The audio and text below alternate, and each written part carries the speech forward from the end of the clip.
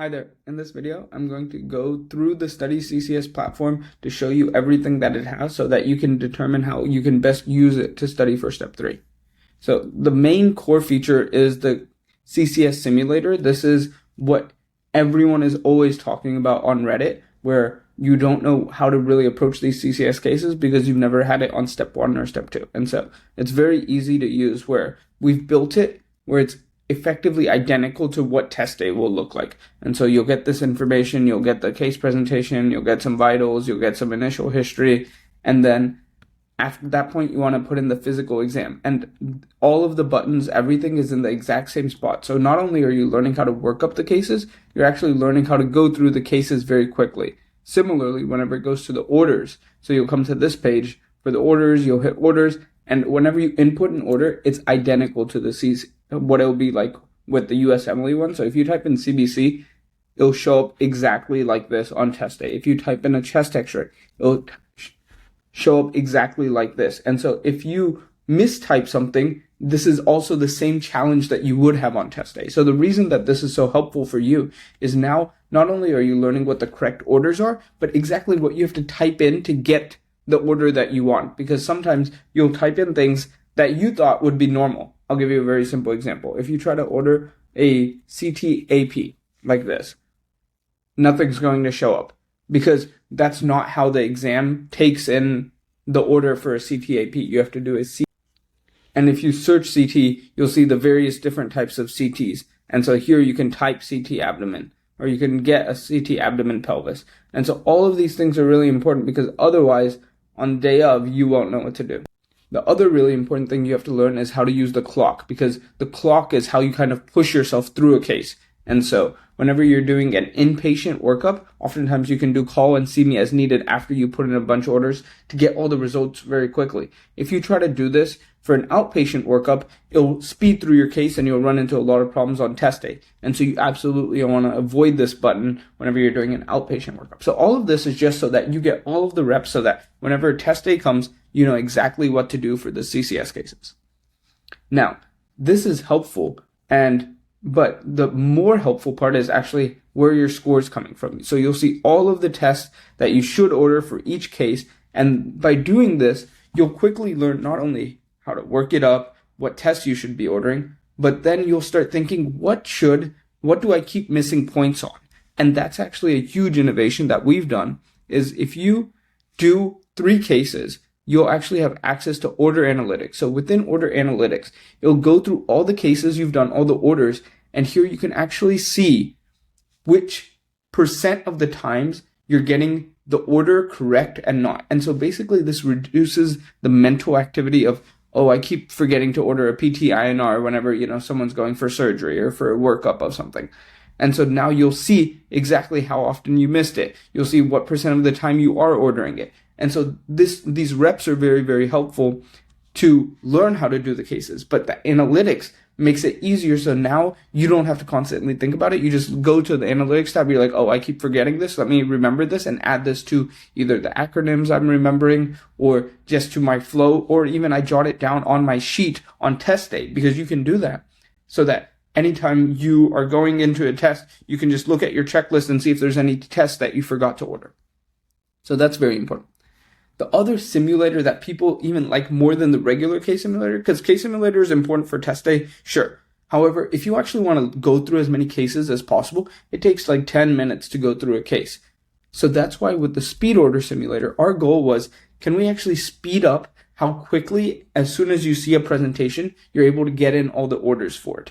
And so it's kind of like, that senior resident that as soon as the patient's coming up, they're able to put in all the orders very quickly versus, a brand new intern is thinking about, do I order this? Do I order that? And so the whole point of this is so you get those reps. So for example, let's say you were to click on a case, you'll get the same presentation, you'll get the past medical history, you'll get some meds, you'll get the pertinent physical exam. And at this point, you'll put in the orders here. So you can put in a CBC, you can put a CMP, you can put an EKG. And as you put this in, you'll basically do it with the goal of these tests getting you to the diagnosis. And so you'll put in everything before you know the diagnosis, then you hit reveal diagnosis. Once you hit reveal diagnosis, the diagnosis will show up here.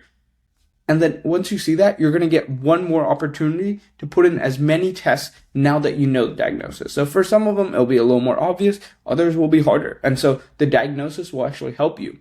But the thing is, on test day, I can speak from my experience. Oftentimes, you know the diagnosis and you're just like, oh, like what other things were important part of the workup, or what other things should we have ruled out? And that is the difficult part. And so the nice thing is here you can put in, you'll get practice seeing a diagnosis and learning all the tests associated with that diagnosis. And so you'll put in more, and then you see my results, and then it's a very similar score presentation, but it lets you get way more reps. As you can see, that probably took like 1-2 minutes. So if you do a full case properly, it'll take you about 3 minutes. So it's 3 times faster than using the simulator. So it's much, much faster if you're actually trying to get through as many cases as possible. The other thing is we are very, very responsive to feedback. Every time someone gives us feedback, whether a case is good, whether there's a problem with the case, we're able to respond to it and then act on it. Sometimes we explain why the case is the way it is, and sometimes if there's a challenge or a problem, we'll fix it. And so I think this is actually really helpful to make sure that not only do you get better, but if you have a question, we're able to help you. Another important thing is the core concepts QBank. So the thing with UWorld's fantastic, but the questions are so long. So similarly, it takes you a long time to get through questions. So this is basically a condensed, very high frequency, quick QBank where you'll see kind of a presentation and then you'll think of the answer, you'll see the answer. And then along with the answer, we also have variations. So for example, if it was this in the question stem instead of the way it was, then you should do this.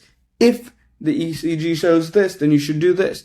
If you see this, then you should do this. And basically, it helps you get more reps. And then similarly, you can rate how hard or easy the question was.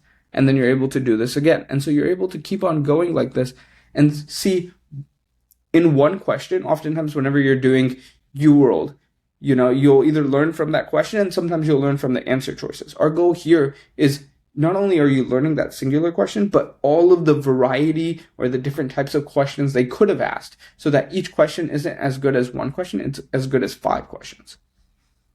So you have this other very high yield thing, particularly on day 1, is the mechanisms of action, particularly for antibiotics. And so what you can do is you can see the medication, you can, like a Anki card, you can flip it, and then you'll see the mechanism, what it's primarily used for, and some side effects. And then you can basically mark it as you know it or you don't. And so let's say you know this one, you don't know this one, and you basically keep going until you've done all of them, and all of the ones you said you didn't know will show up again. And so the whole idea is Anki is great for if you're trying to study on the scale of days, weeks, but if you're trying to cram, you want to learn something very, very quickly, this is the way to actually do it, where you just see constant reps of the ones that you know, or you see constant reps of the ones you don't know, and then you're able to still see the ones that you know and get those reps as well. And so these are the core features. Now, on top of that, we have this full course walkthrough, which has become very popular on YouTube and on Reddit. I have all of these case walkthroughs where you can actually see how I approached 4 different cases and basically go through it step by step. So you know exactly what to be ordering at what stage. Order analytics we talked about. Then we have all these other high yield resources. You have the ethics practice. So here you can see all of the high yield ethics things you should know. Biostats practice. All of this stuff is brand new. And it's very, very helpful because then you can know exactly everything you have to know. And why everyone talks about ethics and biostats so much on day 1 is because it's about 20% of the exam, those 2 topics. And on day 2, you have 0 of those questions. And so since it's all on day 1, it feels like you're constantly just seeing ethics and biostats questions. So just reviewing this the day before exam or reviewing it every day for a week can get you a lot of reps. The other really nice thing that we added is just arrows. This is basically like high yield arrows. There's the Mailman arrows, which are nice, but it's so long that to try to get through it during residency is very hard. And so my goal was to make just a more high yield one where you can see the data in a much more condensed format. And then we have the orders database. So any order that you're trying to figure out how to order it. So you know how we talked about a CT. Here you can practice exactly what you would have to type in to get the CT order that you're looking for. And so it makes it much easier for you to just, whenever you're trying to think of the orders, you don't know how to order it. For example, if you want to order a PCI, what you would type in. right? If you want to type in angio, what you'll type in and what the results are. And so this gets you a lot of great reps. The score predictor, people love this just because you're always curious where you are. Are your scores good enough? And basically, we've taken a bunch of data, and you can actually see the community score sheet where we have the data and created an algorithm that will predict your score. And then score release is always everyone's biggest question after they take the exam. And so this is the new StudyCCS platform. We have so many things. And my goal is to basically help everyone study as quickly as possible for step 3. No one has time to study a bunch of hours every single day after residency. And so my goal is for an affordable price, be able to give you access to everything so that you don't have to get all these other resources. So I hope this was helpful. If you have any questions, feel free to reach out.